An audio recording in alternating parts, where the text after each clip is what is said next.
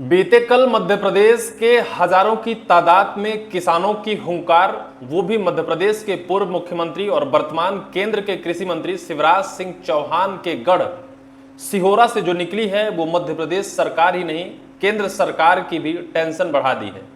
चुनाव आ रहा है, नजदीक में चुनाव है और केंद्रीय कृषि मंत्री के गढ़ में अगर ऐसा विरोधाभास है किसानों की, तो ये मुश्किल वाली बात है, सरकार के लिए बेहद चिंताजनक सवाल है। खबर देखिए, दिल्ली जैसा नज़ारा, इंदौर भोपाल हाईवे पर बनी दाल बाटी, केंद्रीय मंत्री के इलाके में सड़क पर क्यों उतरे किसान? इस सवाल का जवाब तो मैं इत्मीनान से बताऊंगा, लेकिन इससे पहले सवाल यह है कि जिसका नेतृत्व उस क्षेत्र का बड़ा नेता करता हो, किसानों का नेतृत्व शिवराज सिंह चौहान कर रहे हैं। मध्य प्रदेश के किसानों को अच्छी खासी उम्मीद अपने कृषि मंत्री से है, देश के किसानों को उम्मीद कृषि मंत्री से है, लेकिन कृषि मंत्री शिवराज सिंह चौहान के घर का किसान सड़कों पे उतर गया है। 1500 से 2000 की तादाद में एक साथ ट्रैक्टरों से हुंकार भरी है और नेशनल हाईवे को जाम कर दिया है। 5 घंटे तक वहां बैठकर दाल बाटी बनी है। आप सोचिए, वहां आग लगाई जाती है, गोबर के कंडे जुटाए जाते हैं, हजारों की तादाद में किसान होते हैं और तब तक आवाजाही पूरी तरह से ठप रहती है। दाल बाटी बनाई जाती है और फिर खाई जाती है और सरकार के सामने, सरकार के खिलाफ विरोधाभास भी बोला जाता है कि हमारी मांगें यदि पूरी नहीं होती हैं तो सरकार की नींव हिला देंगे। ये वही अन्नदाता हैं जिस अन्नदाता को लेकर हमारे मध्य प्रदेश के मुख्यमंत्री हो या फिर केंद्रीय कृषि मंत्री शिवराज सिंह चौहान हो, आए दिन नए नए दावे और वादे करते हैं।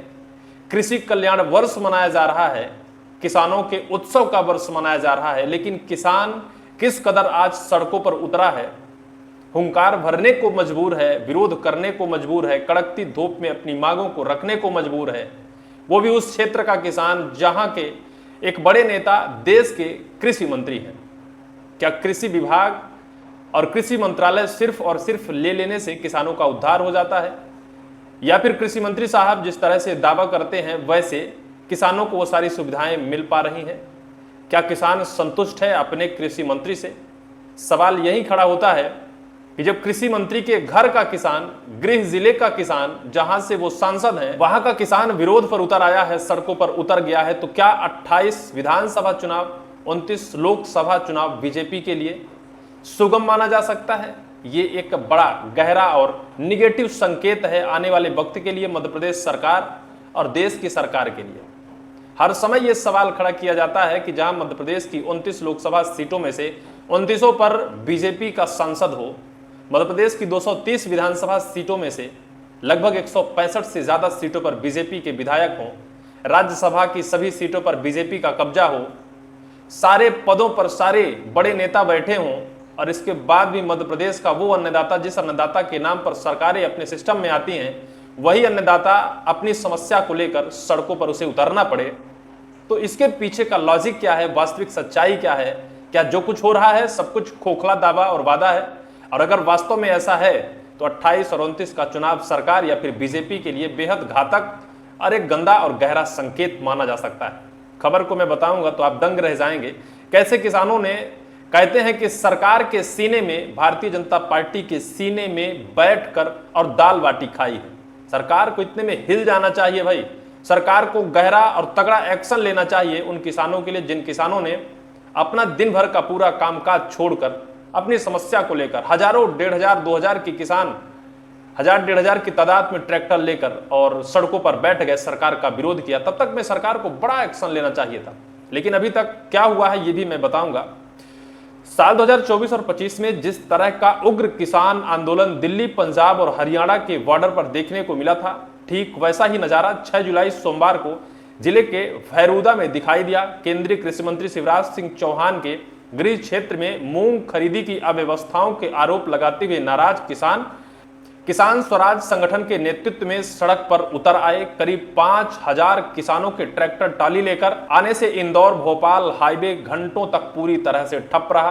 आंदोलनकारी किसान सीधे कलेक्टर को मौके पर बुलाने की मांग को लेकर अड़ गए। उन्होंने साफ शब्दों में कहा कि जब तक कलेक्टर खुद आकर लिखित में आश्वासन नहीं देंगे, चक्का जाम खत्म नहीं होगा। इसके बाद इंदौर भोपाल हाईवे पर किसानों ने दाल बाटी बनाकर खाई। आपकी स्क्रीन पर दिख रहा है कैसे किसानों ने सड़क पर बैठकर दाल बाटी बनाई है। दोनों तरफ लोग परेशान हैं, अफरा तफरी का माहौल है। हो सकता है कि कोई बड़ी एम्बुलेंस भी फंसी हो सकता है कि बच्चों के स्कूल की गाड़ियां भी फंसी हों, लेकिन ना तो सिस्टम को यह सब कुछ दिखाई देता है, ना सरकार को दिखाई देता है। बाकी किसान तो अपनी मांग को लेकर बैठे हैं भाई, वो तो कह देंगे कि मैंने पहले से सूचना दी थी, आप लोगों ने व्यवस्था क्यों नहीं की, हमारी मांगों को लेकर आप सामने क्यों नहीं आए, कलेक्टर साहब आखिर क्यों हमसे मिलने नहीं आए। आखिर सरकारी सिस्टम में बैठा बड़ा पदाधिकारी वो किसानों, गरीबों, मजदूरों से मिलने के लिए ही तो बैठा है, उनकी समस्या के समाधान के लिए तो बैठा है, लेकिन नहीं आ रहा है तो किसानों की भी गलती नहीं मानी जा सकती। आर पार की लड़ाई के मोड़ में किसान।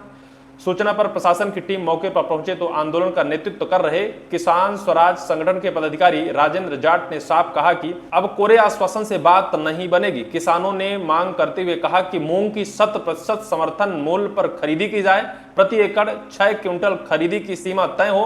किसान नेताओं ने कहा कि खरीदी प्रक्रिया में जितनी भी तकनीकी बाधाएं हैं और सरकारी सीमाएं लगाई गई हैं उन्हें तुरंत हटाया जाए। इन मांगों पर अंतिम निर्णय के लिए कलेक्टर की उपस्थिति अनिवार्य है। कलेक्टर को बुलाने के लिए ये लोग अड़े रहे, लेकिन कलेक्टर साहब ने क्या किया आगे ये भी मैं बताऊंगा। हाईवे पर कंडा सुलगाकर किसानों ने बनाई दाल बाटी। करीब 5 घंटे तक चले इस चक्काजाम के दौरान किसान ने दिल्ली आंदोलन के यादें ताजा करते हुए हाईवे पर ही कंडे सुलगाए और दाल बाटी बनाना शुरू कर दिया। कुछ देर बाद सभी ने मिलकर खाना खाया और फिर वहां चाय बनाकर भी पी। भोजन के बाद सभी किसानों ने सामूहिक रूप से हनुमान चालीसा का पाठ भी किया। अब देखिए ना किसान क्या कर रहा है, सड़क पर बैठकर हनुमान चालीसा का पाठ कर रहा है, दाल बाटी बनाकर खा रहा है, चाय बनाकर पी रहा है, लेकिन प्रशासन है कि अंधा और बहरा टाइप का है, क्योंकि उससे पहले ही किसानों के पास जाकर आश्वासन दे दिया गया होता, समझाइश दे दी गई होती तो ये सब छीछल इधर सरकारी सिस्टम के खिलाफ नहीं देखना पड़ता। लेकिन क्या शिवराज सिंह चौहान के खिलाफ ये आंदोलन था, इस वजह से सभी सरकारी सिस्टम मौन बैठे थे।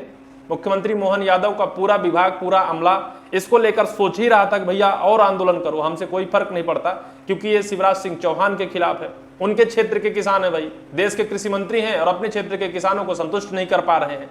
अपर कलेक्टर ब्रिजेश सक्सेना के पहुंचने के बाद माने किसान।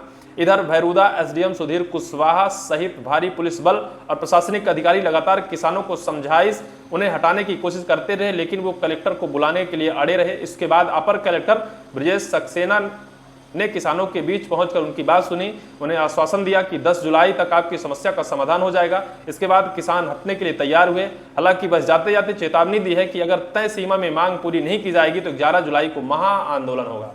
सरकार के लिए यह एक बड़ा और गहरा संकेत है। 11 जुलाई को बड़ा आंदोलन होगा, क्योंकि किसानों ने साफ तौर पर कहा है कि अपर कलेक्टर साहब ने उन्हें आश्वासन दिया है 10 जुलाई तक सभी समस्याओं के समाधान कर दिए जाएंगे, नहीं किया जाएगा। 11 जुलाई को इसकी पूरी जिम्मेदारी सरकार और सिस्टम की होगी, शिवराज सिंह चौहान जी की भी होगी और मुख्यमंत्री मोहन यादव जी की भी होगी। देखना होगा 10 जुलाई तक क्या समाधान होता है, और नहीं होता तो फिर किसान कैसे उग्र रूप में आते हैं, यह भी देखना अत्यंत दिलचस्प होगा। इस पूरी खबर को लेकर आपकी क्या राय होगी, कमेंट सेक्शन पर कमेंट आप जरूर करिएगा।